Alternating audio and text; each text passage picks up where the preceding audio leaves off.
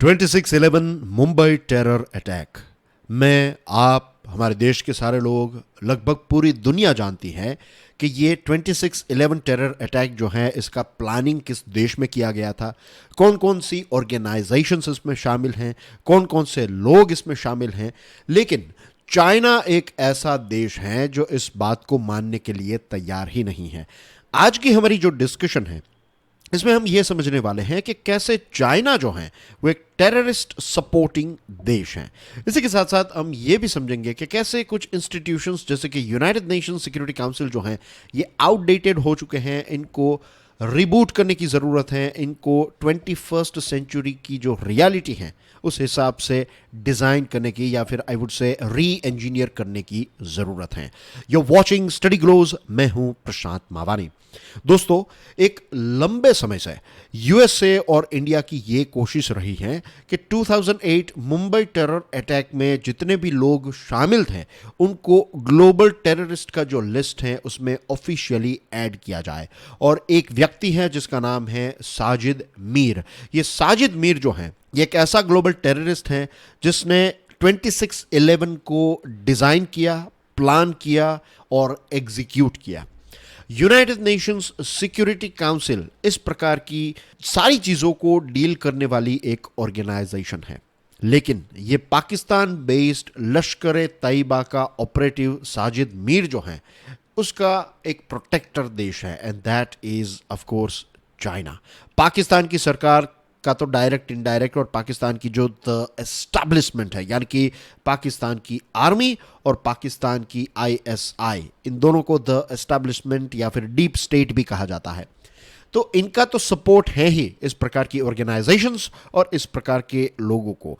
लेकिन चाइना एक ऐसा देश है जो ग्लोबल लेवल पर जहां पर पाकिस्तान नहीं पहुंच पाता वहां पर चाइना जो है वो पाकिस्तान और इस प्रकार के ऑर्गेनाइजेशंस की मदद कर लेता है। I am talking about United Nations security council. क्योंकि भारत और यूएसए एक लंबे समय से ये कोशिश कर रहे हैं कि यूनाइटेड नेशंस सिक्योरिटी काउंसिल का जो रेजोल्यूशन है 1267, तो इसमें साजिद मीर जो है उसका नाम ऐड हो जाए। अब ये कोशिश जो है वो क्यों कर रहे हैं?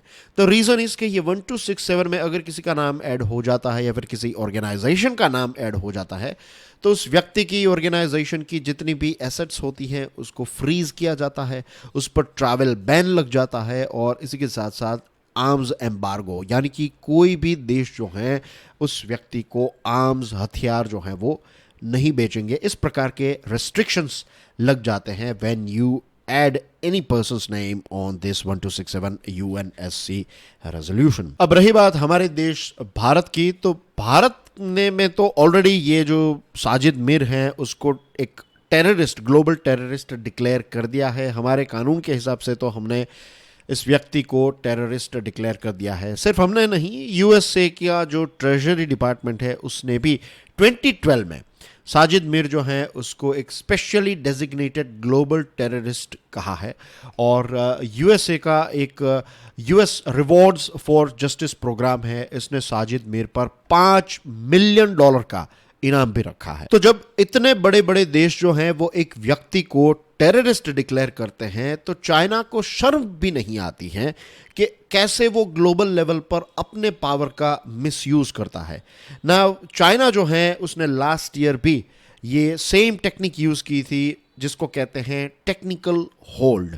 ये टेक्निकल होल्ड जो है ये एक प्रकार का हथियार है जिसका मिसयूज कई बार अलग अलग यूनाइटेड नेशन सिक्योरिटी काउंसिल के परमानेंट मेंबर्स जो हैं वो करते आए हैं। अब इस चीज़ को समझने के लिए आपको ये बेसिक अंडरस्टैंडिंग होनी चाहिए कि यूनाइटेड नेशंस सिक्योरिटी काउंसिल जो हैं उसके टोटल 15 मेंबर्स हैं। इन 15 मेंबर्स में से 5 मेंबर जो हैं इनको P5 कहा जाता है, यानी कि ये परमानेंट मेंबर हैं, और बाकी के 10 मेंबर्स जो हैं ये नॉन परमानेंट मेंबर्स हैं। अब ये नॉन परमानेंट मेंबर्स जो हैं ये 2 साल के लिए इनका इलेक्शन होता है और 2 साल के लिए फिर ये नॉन परमानेंट मेंबर बनते हैं। उसके बाद फिर से इलेक्शंस होता है और कोई दूसरे 10 देश जो हैं वो ये 10 देशों का जो या फिर 10 देशों की जो चेयर्स खाली हैं तो यहाँ पर नॉन परमानेंट मेंबर के तौर पर आते हैं, जाते हैं। तो ये बेसिकली नॉन परमानेंट मेंबर्स हैं। लेकिन ये जो 5 परमानेंट मेंबर्स हैं इसमें है यूएसए, फ्रांस, यूके, चाइना और रशिया। तो ये जो है वो हमेशा के लिए यूएनएससी में बैठते रहते हैं और इनके पास एक स्पेशल पावर है जिसको कहते हैं वीटो पावर, राइट। ये वीटो पावर का इस्तेमाल ये 5 देश ही कर सकते हैं। अब यूएन और यूएनएससी दोनों की स्थापना जो है, इसकी एस्टैब्लिशमेंट जो है वो वर्ल्ड वॉर 2 के बाद हुई थी। आज से लगभग 75-80 ईयर्स पहले की बात है ये। तो अब ये जो ऑर्गेनाइजेशंस हैं इनकी पूरी डिज़ाइन जो है ये 70-80 ईयर्स पुरानी डिज़ाइन है। आज के ज़माने की नेसेसिटी टोटली डिफरेंट है। आज भारत जो है वो ग्लोबल लेवल पर एक बहुत ही इम्पोर्टेंट देश है। ग्लोबल साउथ यानी कि डेवलपिंग देशों की बात करें तो ये सारे के सारे डेवलपिंग देश जो हैं, लगभग सारे के सारे डेवलपिंग देश जो हैं वो भारत को एक लीडर के तौर पर देखते हैं, क्योंकि जब भी डेवलपिंग देश का कोई इश्यू होता है तो ग्लोबल लेवल पर भारत इस इश्यू को रिप्रेजेंट करता है। तो what I am trying to tell is कि आज के ज़माने की जो रियलिटी है उसको यूएनएससी जो है वो फुलफिल नहीं कर सकता। इसी वजह से इसको रीबूट, री इंजीनियर करने की ज़रूरत है ताकि चाइना जैसे देश जो हैं वो अपने पावर का मिसयूज़ ना करें और इस प्रकार के जो टेररिस्ट हैं उनको बार बार बचा ना सके। ये जो टेक्निकल होल्ड है ये और कुछ नहीं है, ये समय खरीदने की एक टेक्टिक है।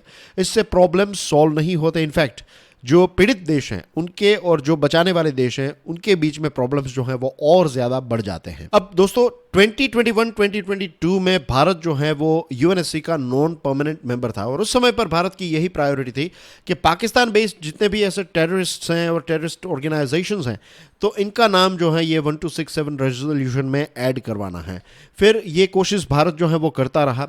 लास्ट ईयर ऐसा हुआ कि जो फाइनेंशियल एक्शन टास्क फोर्स हैं उसमें भारत ने एक लंबे समय से ये कोशिश की थी कि कुछ ऐसे 30 टेररिस्ट लीडर्स हैं जिनका नाम जो है वो FATF में ऐड हो जाए, इन पर इन्वेस्टिगेशन हो, इन पर कार्यवाही हो। इसमें हाफिज सईद, ये साजिद मीर और दूसरे भी ऐसे लोगों का नाम शामिल है। तो वेस्टर्न देशों ने भारत को पूरा सपोर्ट दिया और FATF में पाकिस्तान के ऊपर वेस्टर्न देशों का प्रेशर जो है वो इतना ज़्यादा बढ़ गया कि पाकिस्तान के पास फिर कोई ऑप्शन नहीं रहा और पाकिस्तान ने ये बताया कि ये जो साजिद मीर है ना उसको 8 साल की सज़ा 2022 में पाकिस्तान की सरकार ने दी है। पाकिस्तान की कोर्ट ने इसको 8 साल की सज़ा दी है और फिलहाल ये जेल में बंद है। Now you will be surprised to know यही वो पाकिस्तान है जिसने ये कहा कि 2022 में इसको 8 साल की सज़ा मिली। कुछ साल पहले पाकिस्तान ये कहता था कि ये साजिद मीर जो है ये तो कुछ समय पहले मर चुका है, तो अचानक से ये जिंदा भी हो गया और अचानक से जेल में भी चला गया। दोस्तों ये और कुछ नहीं है, this is a tactic.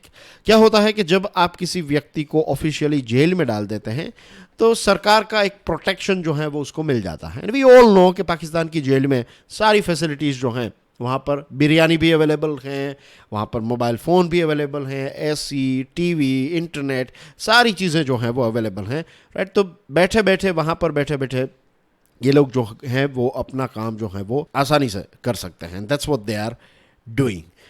US rewards for justice program जो है इसका कहना यह है कि ये मीर जो है ये 2001 से LET का मेंबर रहा है और 2006 से लेकर 2011 के बीच में मीर जो हैं वो LET के जितने भी एक्सटर्नल ऑपरेशंस होते थे उनको डायरेक्ट करने का काम, उनको प्लान करने का काम, बहुत सारे ऐसे टेररिस्ट अटैक्स जो हैं उनको डायरेक्ट और प्लान करने का काम जो है ये मीर ने किया है।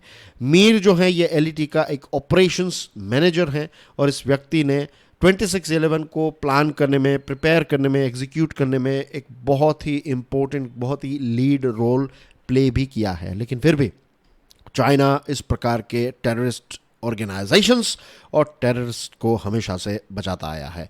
China is a country that believes in good terrorism and bad terrorism. आज जो चाइना ये गुड टेररिज्म बैड टेररिज्म वाली गेम हमारे साथ खेल रहा है, चाइना को पता नहीं है कि एक वक्त आएगा जब सबसे ज़्यादा टेररिज्म से प्रभावित और सबसे ज़्यादा परेशान अगर कोई देश होगा तो दैट विल बी चाइना। अगर यकीन नहीं है तो पाकिस्तान को देख लीजिए। पाकिस्तान ने इसकी शुरुआत की, गुड टेररिज्म और बैड टेररिज्म। टेररिज्म को एक प्रॉक्सी वॉर का टूल के तौर पर पाकिस्तान ने इंडिया के खिलाफ इसको यूज़ किया, लेकिन पाकिस्तान के ही बहुत सारे मासूम लोग जो हैं उनकी जान भी ये सारे टेररिस्ट ने ली है। आज पाकिस्तान में LET फाउंडर हाफिज सईद, शाहिद महमूद और तालहा सईद जो LET के मेंबर्स हैं, फिर अब्दुल राव असगर जो जेईएम का मेंबर है, और इस प्रकार के बहुत सारे ऑर्गेनाइजेशंस के मेंबर्स और ऑर्गेनाइजेशंस जो हैं वो पाकिस्तान में एक्टिव है, पाकिस्तान का जो डीप स्टेट है उसको सपोर्ट देता है। और जैसे मैंने आपको बताया कि ग्लोबल लेवल पर अगर पाकिस्तान को किसी भी प्रकार की रिक्वायरमेंट होती है तो चाइना जो है वो अपना वीटो पावर का दुरुपयोग करते हुए इस प्रकार की ऑर्गेनाइजेशंस को बचाता आया है।